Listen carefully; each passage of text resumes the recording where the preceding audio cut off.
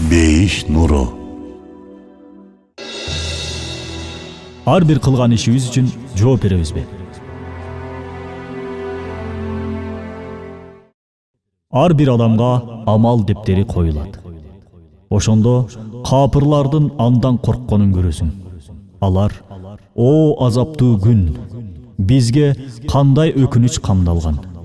Мына амал китепте кичинени да, чоңду да калтырбай тизмелептир" дешет. Ошондо алар өздөрү жасаганды өз алдынан табышат. Бирок эгең эч кимге адилетсиздик кылбайт.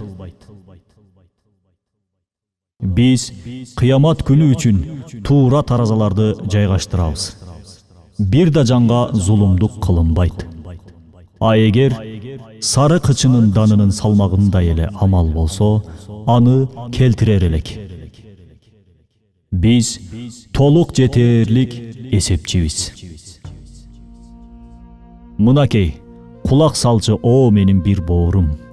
Таразалар даярдалып, амал дептериң берилип, сага оку дей турган күн да келет. Амал дептериңдеги кичинекей болсун, чоң болсун, ар бир кылган ишиң көрүнөт. Бул кылган иштериң үчүн албетте эсеп бересиң. Бул эсептешүү, жооп берүү Аллахтын Аль-Хасиб, башкача айтканда эсеп кысап кылуучу деген ысмын көрсөтүп турат.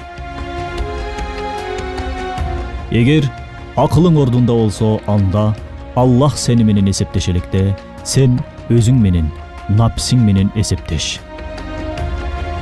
Ойлон, көзүңдү ач.